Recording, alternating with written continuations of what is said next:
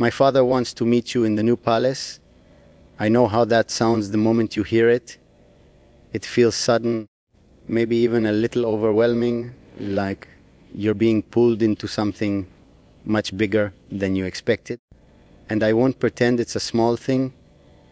Meeting my father has never been simple for anyone.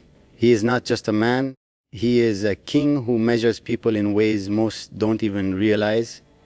But listen to me carefully, because I need you to understand this from me, not from your fears. He asked for you by name. That alone means something. He doesn't show interest easily, and he doesn't invite people into his space without a reason. The new palace, it's not just a place, it's a statement. It's where decisions are made, where futures are shaped. And now, somehow, you are part of that space. I can see the questions in your eyes already. Why now? Why you? What does this mean for us? The truth is, it means everything is changing slowly but surely. But I'm not asking you to be someone you're not when you meet him. I don't want you to rehearse every word or hide who you are behind something formal and distant. Just be yourself, the same person who speaks to me without fear, without hesitation. That's the person I want him to see. I'll be right there with you, not as a prince, not as someone bound by duty, but as the one who chose you long before any of this became complicated. You don't have to face him alone. Not now, not ever. I've been thinking about how to tell you this for days, trying to find the right moment, the right words that wouldn't make it feel heavier than it already is. Because I know what my world looks like from the outside.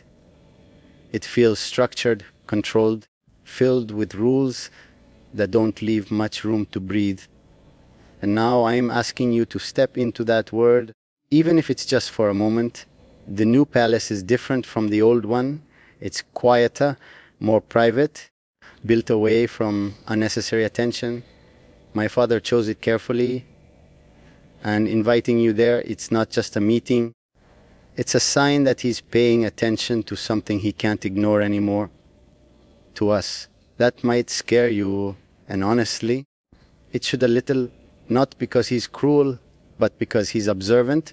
He sees through people, through intentions, through things that others might miss. But that doesn't mean you have to be afraid of him. Respect him, yes. Understand the weight of who he is, yes. But don't let that turn into fear that silences you. I don't want you standing there, unsure of what to say or how to act. I want you to feel steady, even if your heart is racing. And if it does race, that's okay. I'll notice, and I'll be there, even in the smallest ways, to remind you that you're not alone in this. This meeting isn't a test you have to pass. It's simply a moment, one that might shape everything that comes after. There are things I haven't said out loud yet, things I've been carrying quietly because I didn't want to rush you into something you weren't ready for. But now, I don't think I can keep them unspoken any longer. When my father asks to meet someone, it's never just curiosity, it's intention. He doesn't involve himself in my personal life unless he believes it matters beyond just me. And you matter more than you realize. This meeting is his way of understanding what I've already decided in my heart, that you are not temporary, that you are not someone who will simply pass through my life and disappear. I know that might feel like pressure, like I'm placing something heavy on your shoulders without giving you a choice. But I'm not asking you to carry that weight alone. I'm sharing it with you because it's already part of our reality. The new palace is where he feels most in control, most certain. And bringing you there means he wants to see you clearly, without distraction, without interference. He wants to understand who you are to me, and maybe even who you could become in this world. I don't expect you to have all the answers when you stand in front of him. I don't expect you to define anything or prove anything. Just be honest, even if that honesty feels fragile, because that's what matters to me more than anything else. Not perfection, not performance, just truth.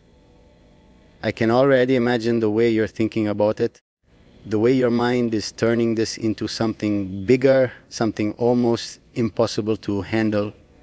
You're probably wondering what to wear, what to say, how to stand, how to look at him without seeming either too confident or too unsure. And I understand that.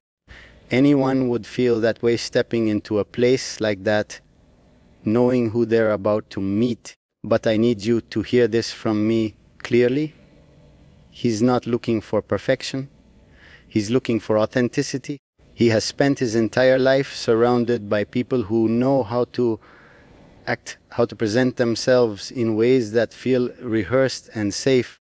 That doesn't impress him anymore. What stands out to him is something real, something unfiltered. That's why I'm not worried about you, because you've never been anything but real with me.